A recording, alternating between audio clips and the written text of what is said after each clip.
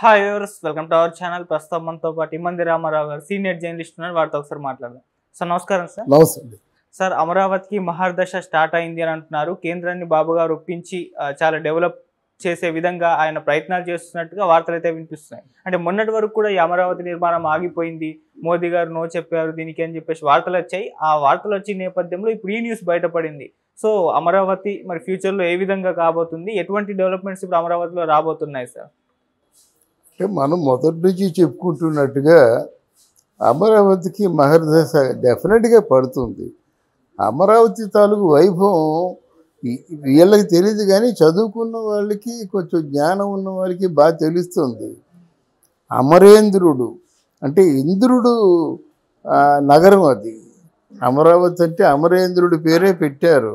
అక్కడ శివలింగ ప్రతిష్ఠ కూడా ఆయనే చేశాడు అమరావతిని. అయితే ఇక్కడ ఏం జరిగిందంటే బౌద్ధుడు కూడా దాన్ని చాలా పవిత్రమైనటువంటి స్థలిగా ఆయన ధర్మ మహాచక్రం అనేటువంటి దాన్ని అక్కడ ఏర్పాటు చేయడం జరిగిందన్నమాట.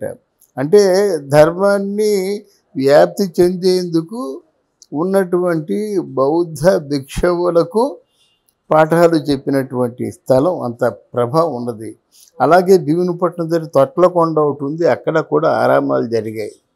ఇంత విశిష్టత ఉన్నటువంటి నగరానికి కొన్ని అంటే ఇప్పుడు వాళ్ళు హేతువాదులు నమ్మకపోవచ్చు, కానీ కొన్ని స్థల ప్రభావాలు ఉంటాయి. అర్థమైందా? అమరావతిని ఎవరైనా కాదనుకుంటే కొంత నష్టపోతారు. దాని ప్రభావం చూపిస్తుంది. ఇప్పుడు తిరుపతి ఏడుకొండల వాడి ప్రభావం జగన్ మీద ఎలాగ చూపించిందో, అమరావతి కూడా అమరావతిలో ఉన్నటువంటి ఈశ్వరుని ప్రభావం కూడా ఉంటుంది నమ్మిన వాళ్ళకి. ఇకపోయినట్టయితే చంద్రబాబు నాయుడుకి ఒక విజన్ ఉందనే విషయం మర్చిపోతున్నారు. ఏ మాట కూడా ఊరకే చెప్పడు. ఆయన దృష్టిలో ఏదో ఉంటుందో ఆ ఏదో సాధించే వరకు నిద్రపోడు. లేకపోతే నిజంగా ఆశ్చర్యం అండి.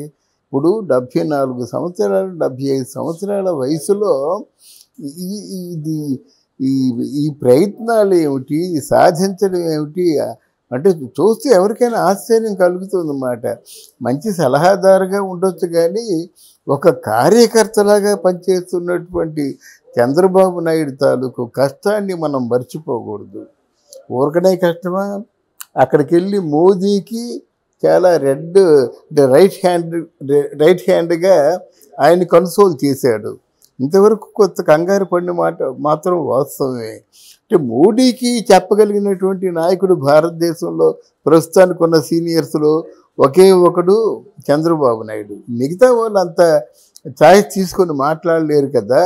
దీనికి నేషనల్ ఫ్రంట్ అంతా కన్వీనర్గా ఉండి చక్రం తిప్పినవాడు. పరిపాలనకి వాజ్పేయి అద్వానీలు వచ్చినప్పటికీ వాళ్ళకి సలహాలు సంప్రదింపులు ఇచ్చి తన మాట చెల్లుబడి చేసుకున్న వ్యక్తి చంద్రబాబు నాయుడు. ఇప్పుడు ఏం చేశారు? అమరావతి రాజధానిగా స్థిరపడింది, గెజిట్లో వేసుకున్నారు, మ్యాప్లో ఉంది, కన్ఫర్మ్ చేసుకున్నారు, పనులు మొదలు పెట్టేశారు. అడవులాగున్న అమరావతిని కొంచెం సుందర వనంలాగా మార్చడానికి ప్రయత్నాలు చేస్తున్నారు.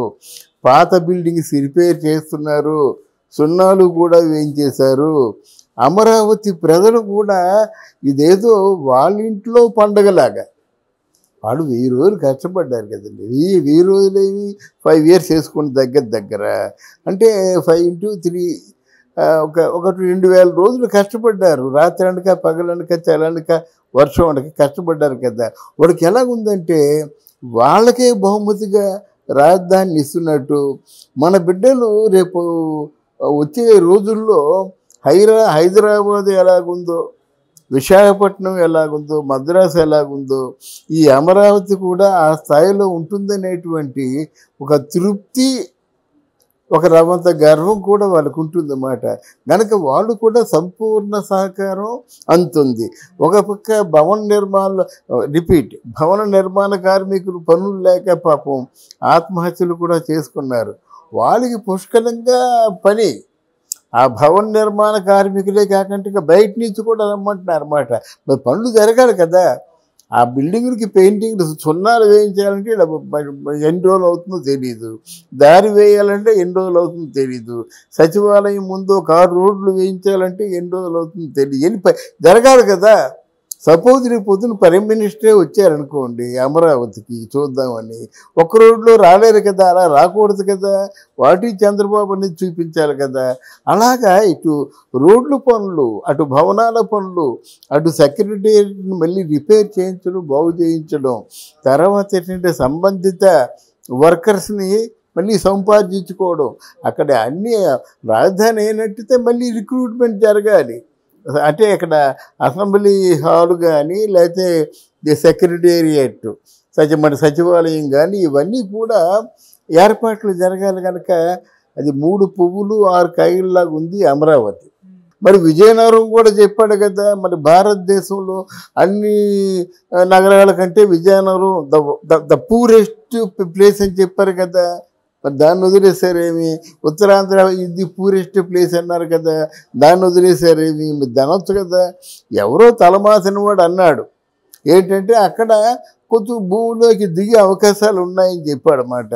అంటే ఏంటి, అమరావతిలోనే కొంచెం భూమిలో దిగుతాయా? మిగతా నగరాల్లో చెరువుల్ని కబ్జాలు చేసి బిల్డింగ్లు కట్టేస్తున్నారు, వాటి మాట ఏమిటి? ఎక్కడైనా ఒక చెరువు మిగిలిందా ఆంధ్రాలో? అందువలన ఇలాంటి పాడు పనులన్నీ చేస్తున్నారు. దానికి రాని ఆటంకం ఇప్పుడు అమరావతిని డెవలప్ చేస్తే వచ్చిందా? సరే, ఇప్పుడు 5 సంవత్సరాలు అయింది మీరు కట్టిన భవనాలు, 5 సంవత్సరాల్లో ఎంత కూరుకుపోయింది చెప్పండి మీరు. మేము వస్తున్నామంటే వచ్చి మేము చేసుకుంటామని చెప్పారు. సంప్రదింపులు లోగడైపోయింది. ఈరోజు చంద్రబాబు నాయుడు గారు మినిస్టర్గా ఉంటే చాలామంది ఉన్నారు. ఆయన అధీనంలో, ఆయన గుడ్ లుక్స్లో పరిశ్రమను డెవలప్ చేయడానికి చాలామంది ఉన్నారు.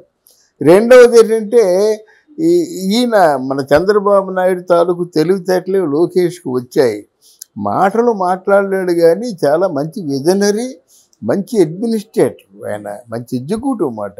కనుక వాళ్ళు ఎవరిని కూడా వదలడు, వచ్చిన పరిశ్రమల్ని ఎవరిని వదలడు.